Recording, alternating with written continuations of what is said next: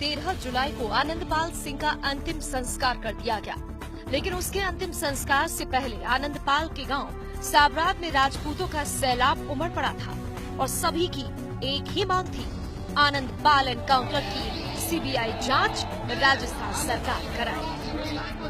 लाखों की संख्या में राजपूत समाज के लोग साबरात पहुंचे थे। राजपूतों का इतना बड़ा सैलाब देख सरकार के पसीने छूट गए थे। पुलिस और लोगों में झड़प भी हुई। साबरात में गाड़ियों का इतना बड़ा काफिला था कि पैर रखने को जगह नहीं थी। आनंदपाल के समर्थन में देश के कोने कोने से राजपूत समाज के लोग पहुंचे और साथ ही बड़े बड़े राजपूत नेता भी वहां मौजूद थे। राजपूत करनी सेना के संयोजक कालवी समेत 4 बड़े नेताओं को हिरासत में ले लिया गया और 13 जुलाई की देर शाम आनंदपाल का अंतिम संस्कार कर दिया गया। 21 जुलाई को राजस्थान का चक्का होगा जाम।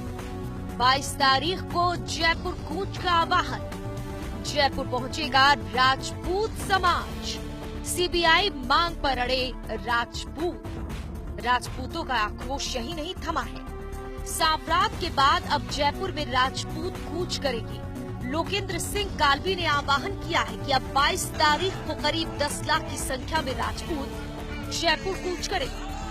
सीबीआई मांग पर अड़ा राजपूत समाज जयपुर में अपनी एकजुटता की ताकत दिखाएगा। ऐसे में सरकार के माथे पर शिकन की लकीरें भी पड़ने लगी है, क्योंकि राजपूतों की एकता की ताकत सरकार 12 जुलाई को ही देख चुकी है। ऐसे में राजपूत समाज के लोगों को रोकना सरकार के लिए बड़ी चुनौती होगा। वसुंधरा सरकार राजपूतों की जिद के आगे झुकने को तैयार नहीं है, तो वहीं राजपूत भी अपनी जिद पर अड़े हैं। बता दें 21 और 22 जुलाई को भाजपा के राष्ट्रीय अध्यक्ष अमित शाह जयपुर में ही रहेंगे। करनी सेना का प्रयास है कि शाह की मौजूदगी में सख्ती प्रदर्शन कर सीबीआई जांच की घोषणा का दबाव राज्य सरकार पर बनाया जाए।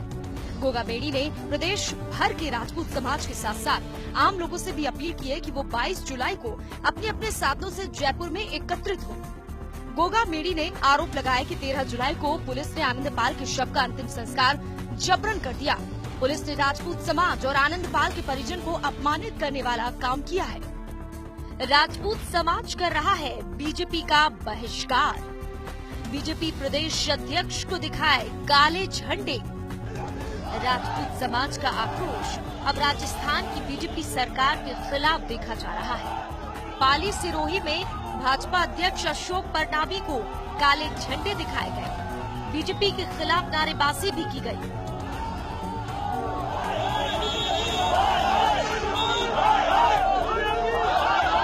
वहीं तखतगढ़ में भी करनी सेना के नेतृत्व में बीजेपी के खिलाफ नारेबाजी की गई और काले झंडे दिखाए गए। राजपूतों के इस विरोध से साफ जाहिर है कि राजपूत समाज अब बीजेपी सरकार की पूरी तरह खिलाफ हो गया है।